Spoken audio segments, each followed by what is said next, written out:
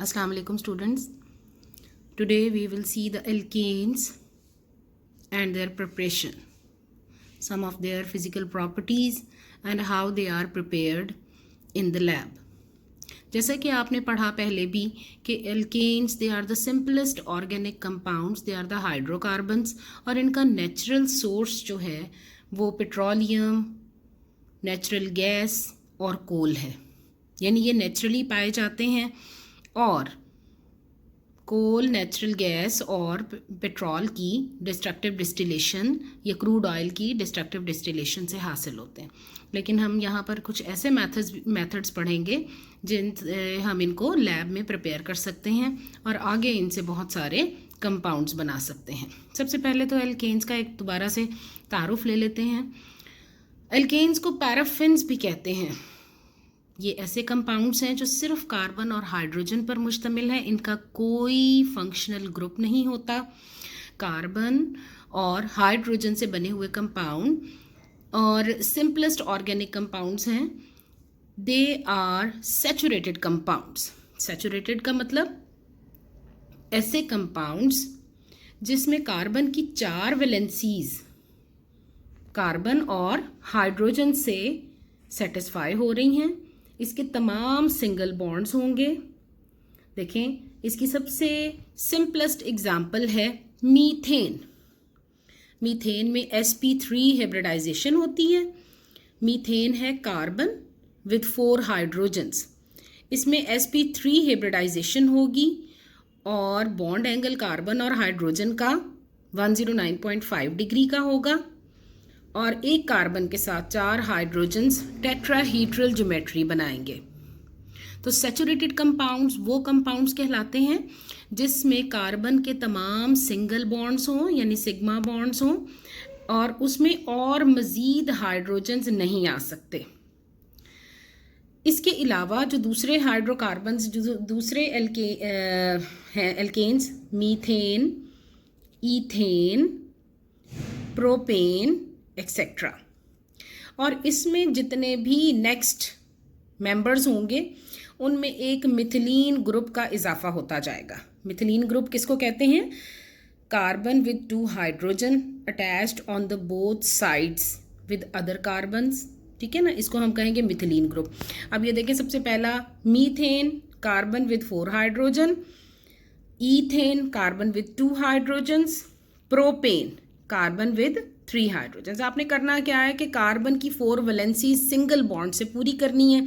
Carbons को आपस में अटैच करते चले जाएंगे और बाकी जो बच जाएंगी वैलेंसियाँ उसको आपने हाइड्रोजन से फुलफिल कर देना है। इसी तरह से इसकी दूसरी एग्जांपल्स हैं, मैंने आपके साथ शेयर की थी नॉमेनक्लेचर में एल्केन्स की होमोलोगस सीरीज़। ठीक है ना। अब इस सब में देखें कि आप जो सिंपलेस्ट है मीथेन, उसके बाद ईथेन और उसमें मिथिलीन ग्रुप CH2 दरमियान में आता जाएगा और टर्मिनल्स पर CH3 ग्रुप होंगे यानी दोनों एंड्स पर। तो दरमियान में CH2 ग्रुप जो है उसका इजाफा होता चला जाएगा और इस तरह हम इसकी लॉन्ग सीरीज बना सकते हैं up to millions of carbons. ठीक है ना। तो कार्बन एल्केन्स का जर्नल फार्मूला देख लेते हैं। इसका जर्नल फार्मूला बनेगा CnH2n+2, यानी कार्बन का नंबर जो है n नंबर, हाइड्रोजन उसका डबल हो जाएगा और डबल में 2 ऐड हो जाएंगे। ठीक है ना। अब यहाँ पर अगर आप देखें मीथेन में एक कार्बन है यानी इसका जो n नंबर होगा दैट इज 1। ठीक है। और इसका H नंबर कैसे मालूम करेंगे? 2 मल्टीप्लाई बाय 1 और उसमें 2 जमा हो गए, 2 + 2 4, तो ये इसका फॉर्मूला बन गया CH4। इसी तरह से यहाँ पर 3 अगर कार्बन है तो इसका n नंबर हो जाएगा 3 और इसका H number 2 multiply by 3 and +2 यानी 6 + 2 8, तो इसका फॉर्मूला बनेगा C3H8। राइट। इस तरह से आप आगे किसी भी नंबर ऑफ कार्बन के लिए नंबर ऑफ हाइड्रोजन मालूम कर लेंगे जनरल फॉर्मूला लगाकर, विच इज CnH2n+2। ठीक है। Discuss some general methods for the preparation of alkanes. सबसे पहले तो इसका सिंपलेस्ट मेथड है hydrogenation of unsaturated hydrocarbons. Unsaturated hydrocarbons कौन से होते हैं?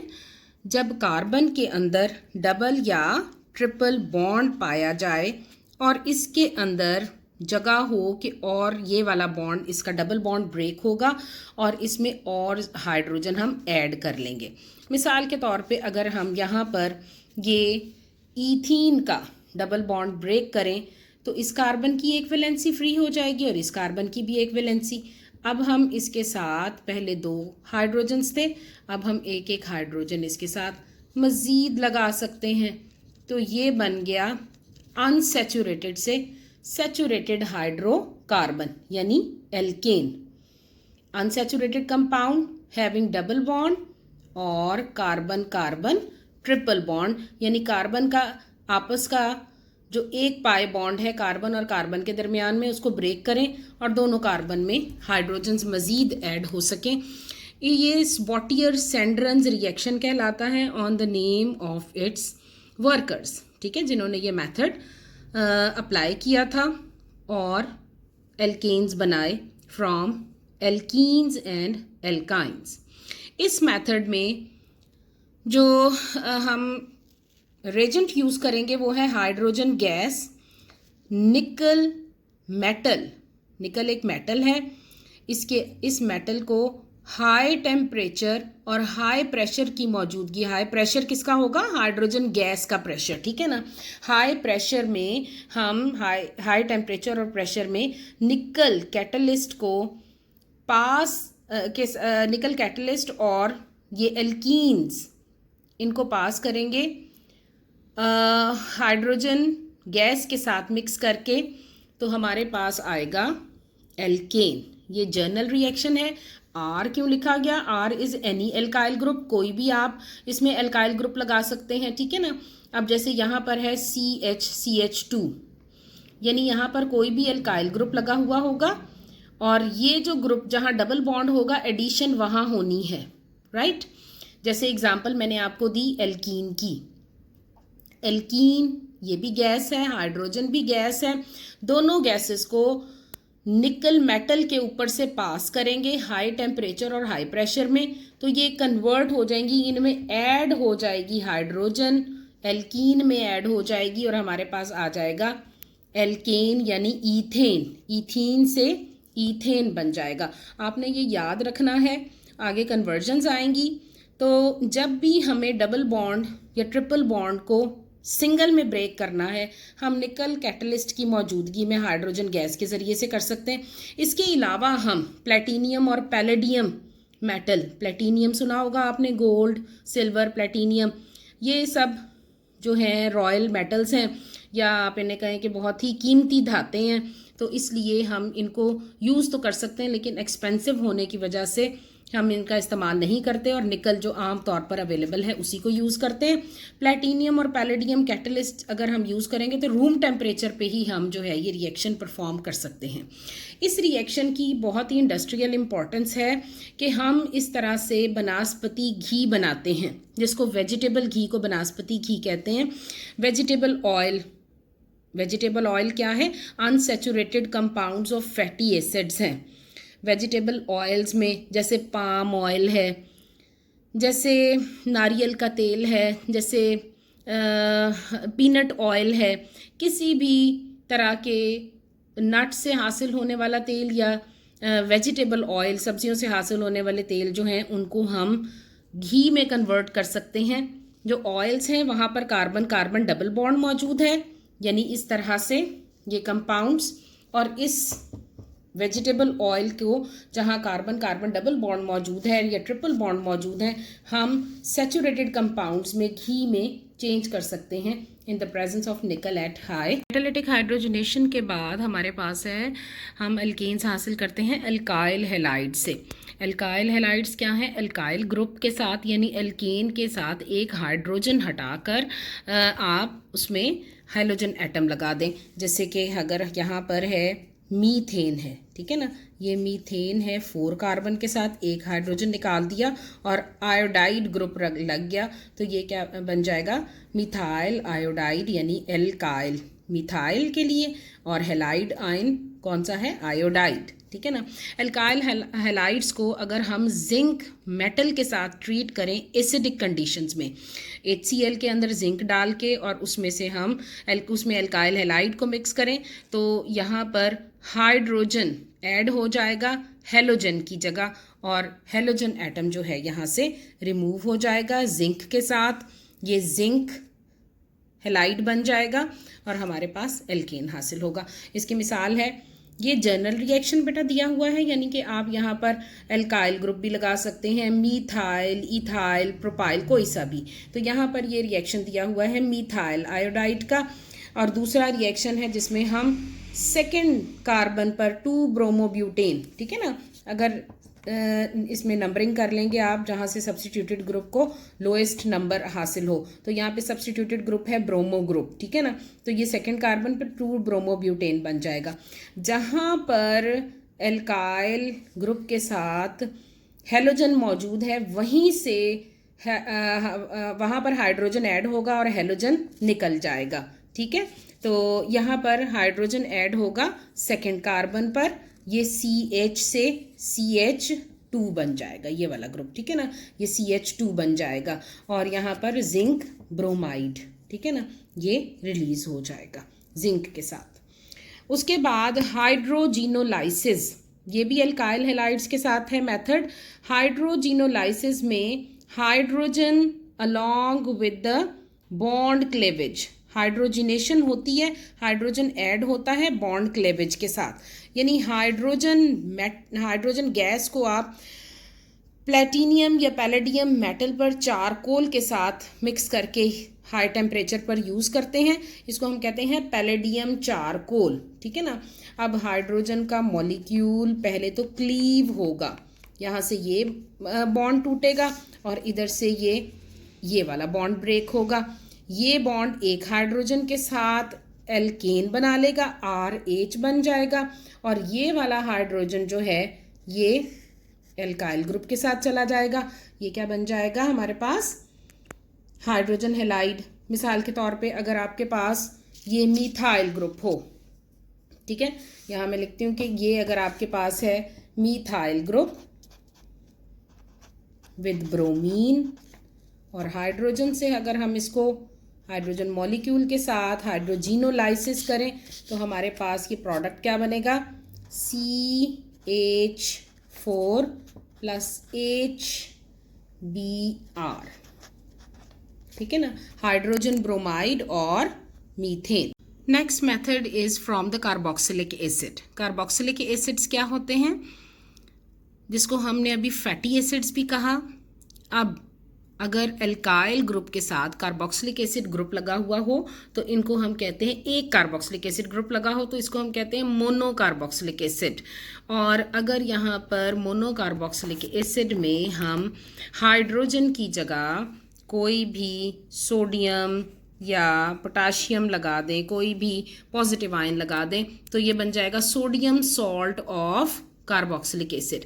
Now decarboxylation of monocarboxylic acid, पहले तो हम अपने मोनोकार्बोक्सिलिक एसिड का सॉल्ट बनाएंगे, जैसे सोडियम सॉल्ट है मोनोकार्बोक्सिलिक एसिड का, sodium salt of fatty acid, इसको सोडा लाइम के साथ, सोडा लाइम कहलाते हैं calcium slate lime, calcium oxide plus caustic soda, sodium hydroxide, जब हम इन दोनों को मिक्स करके sodium salt of fatty acid और सोडा लाइम को मिक्स करके हीट करते हैं तो इसमें से कार्बन डाइऑक्साइड निकल जाती है और हमारे पास सोडियम कार्बोनेट के साथ एल्केन बन जाता है। एग्जाम्पल इज गिवन हेयर, ये जनरल रिएक्शन है। यहाँ पर देखें कि RC डबल बॉन्ड O, ये इसको ओपन करके मैंने लिखा हुआ है कि यहाँ पर अगर 2 ऑक्सीजन हैं तो ऐसे बॉन्डिंग होगी, यहाँ पर बॉन्ड ब्रेक होगा, ये carboxylate ion sodium positive ion है, इसके ये इलेक्ट्रो पॉजिटिव मेटल एटम है और ऑक्सीजन जो है ये इलेक्ट्रो नेगेटिव है।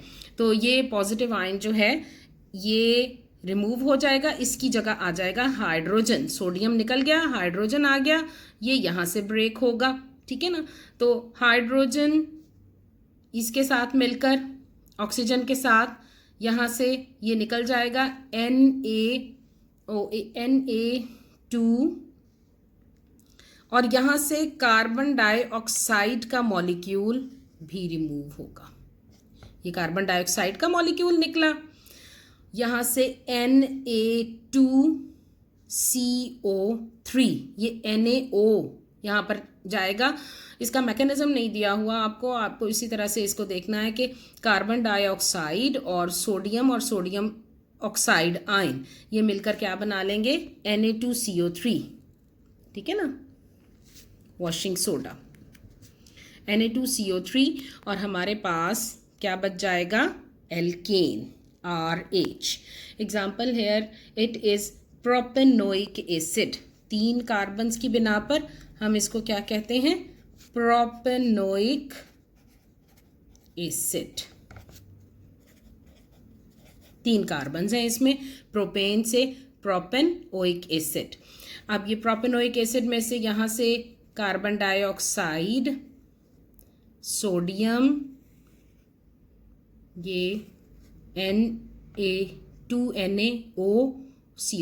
Na2CO3 निकल गया, और यहाँ पर ये ईथेन हमारे पास आ गया। आपने रिएक्टेंट और प्रोडक्ट का नाम ज़रूर लिखना है। तो इसमें रेजेंट क्या है, soda lime. Soda lime is the mixture of calcium oxide and sodium hydroxide.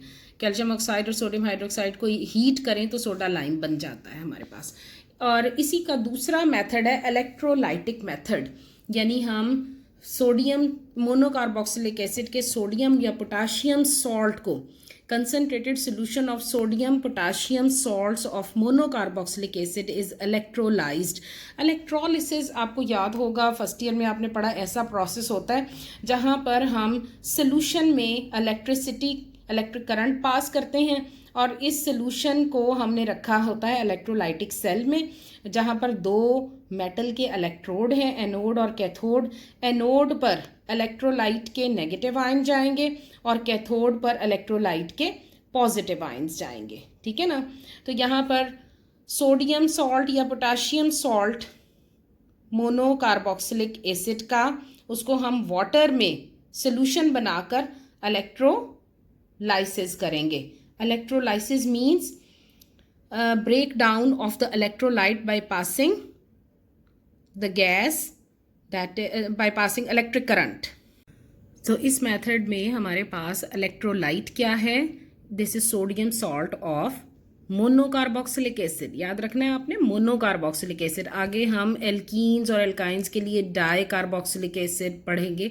तो ये है, हमने सोल्यूशन लेना है, कंसनट्रेटेड सोल्यूशन, पानी में बनाया हुआ, पानी में मिक्स करके हमने sodium salt of monocarboxylic acid को इलेक्ट्रोलाइट के तौर पे इस इलेक्ट्रोलाइटिक सेल में लिया। इसमें से इलेक्ट्रिक करंट पास करेंगे, इलेक्ट्रिक करंट पास करने से ये ब्रेक डाउन हो जाएगा, ये आगे इसका मैकेनिज्म है, ये ब्रेक डाउन हो जाएगा into positive and negative ion. Potassium ions, positive ions, ये कैथोड पर चले जाएंगे, ठीक है, पोटाशियम पॉजिटिव जो है ये कैथोड पर चला जाएगा, और जो कार्बोक्सिलेट आयन है, दे 2 carboxylate ion, they will move towards the anode, anode के पास जमा हो जाएंगे। फिर एनोड पर हमेशा ऑक्सीडेशन होती है। बेटा ऑक्सीडेशन यहाँ पर किस सेंस में हम कह रहे हैं कि रिमूवल ऑफ इलेक्ट्रॉन्स होगा, ठीक है ना।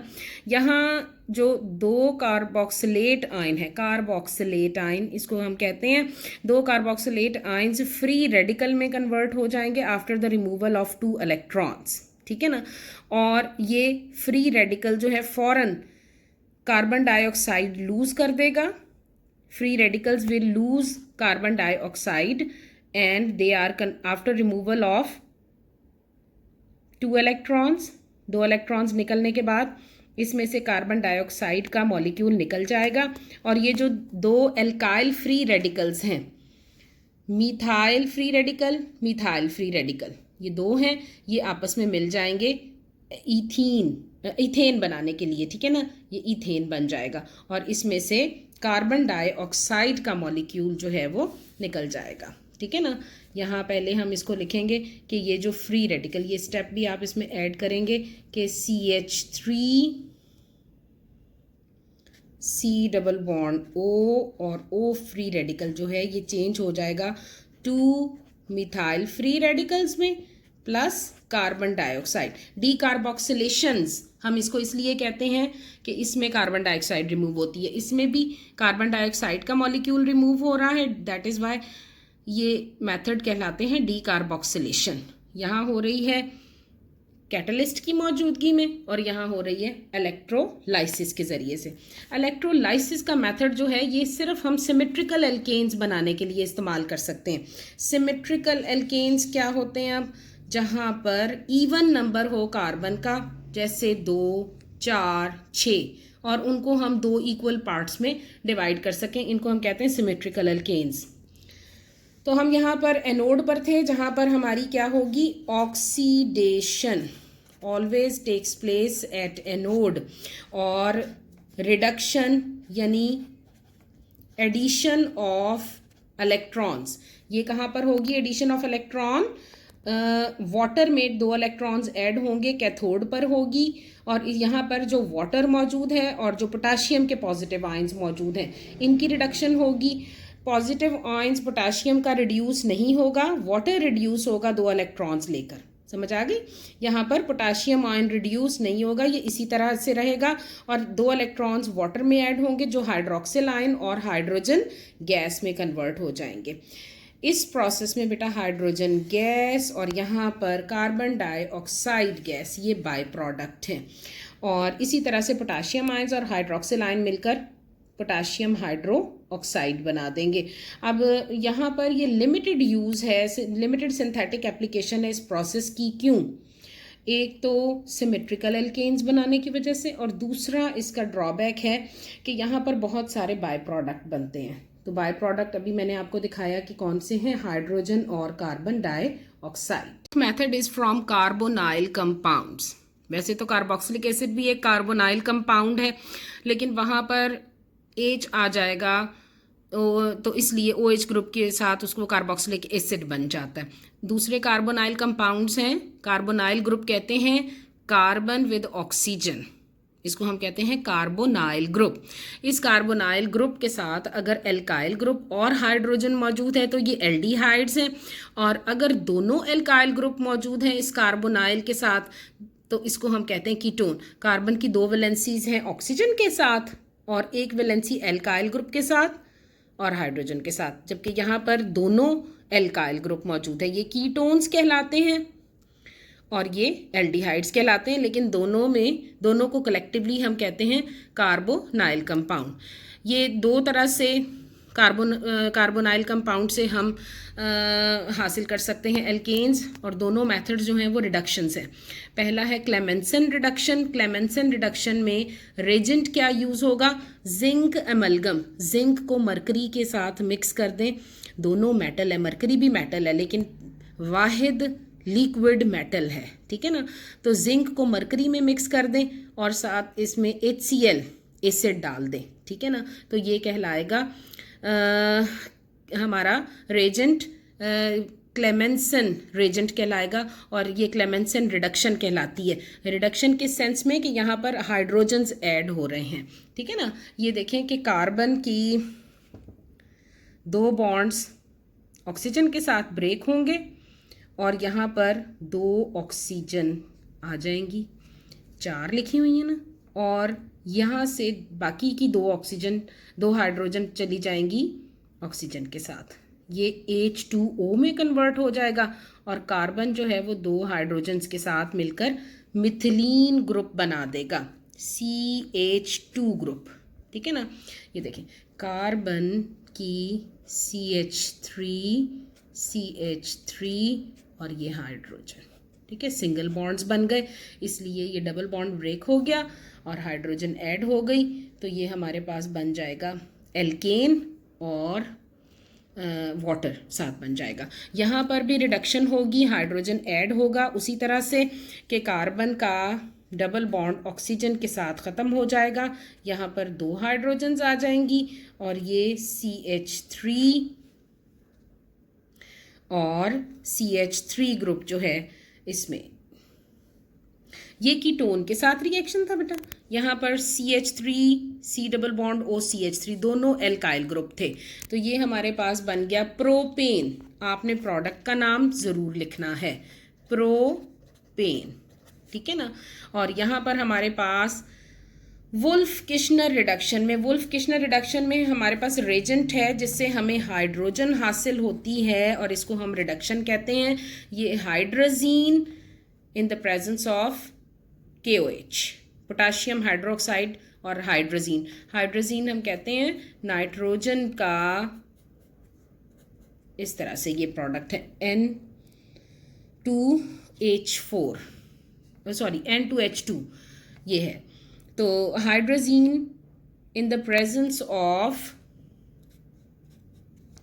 अब यहाँ पर ये देखें, ये एल्डिहाइड है, वुल्फ किश्नर रिडक्शन एल्डिहाइड, यहाँ पर एक हाइड्रोजन है और एक एल्काइल ग्रुप, तो ये एल्डिहाइड होगा। ये CH3 और ये भी CH3 ग्रुप बन जाएगा, ठीक है ना। 2 हाइड्रोजन ऑक्सीजन के साथ चले जाएंगे, यहाँ से क्लेवेज होगी ना, ये वाटर बना लेगा और ये जो है मिथिलीन ग्रुप में कन्वर्ट हो जाएगा, CH3 ग्रुप में कन्वर्ट हो जाएगा। एक हाइड्रोजन पहले से मौजूद है तो मिथिलीन की बजाय ये एल्काइल ग्रुप मीथाइल ग्रुप बन जाएगा। तो 2 मीथाइल ग्रुप्स मिलकर ये ईथेन बना रहे हैं।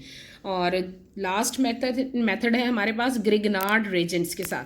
ग्रिग्नार्ड रेजेंट ऑर्गेनोमेटेलिक कंपाउंड होते हैं, यानी एल्काइल हैलाइड्स को अगर हम, ये एल्काइल हैलाइड्स आपने इस तरह से लिखे, इसको अगर आप मैग्नीशियम टर्निंग्स के साथ, आयरन टर्निंग्स होती है ना छोटे छोटे टुकड़े आयरन के, इसको आप ईथर की मौजूदगी में मिक्स करें तो ये बन जाता है RMgX। इसको हम कहते हैं ऑर्गेनोमेटेलिक कंपाउंड, ठीक है ना।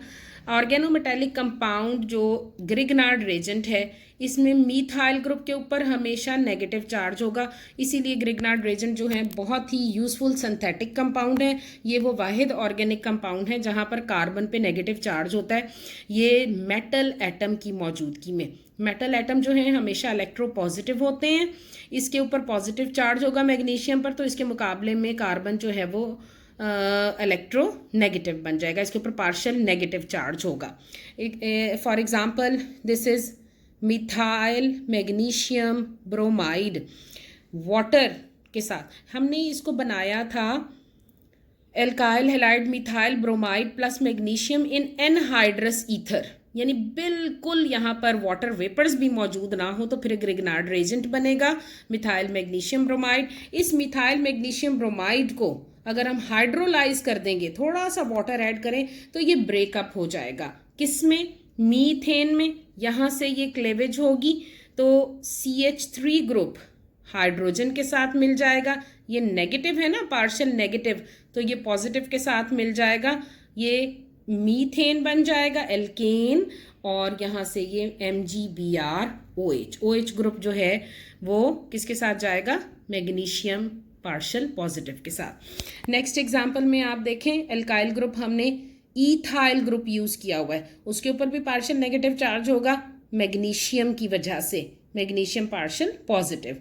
यहाँ पर भी वाटर के साथ हाइड्रोलाइज करेगा, ये मैग्नीशियम के साथ OH नेगेटिव ग्रुप चला जाएगा और हाइड्रोजन आ जाएगा ईथाइल ग्रुप के साथ to form ethane and magnesium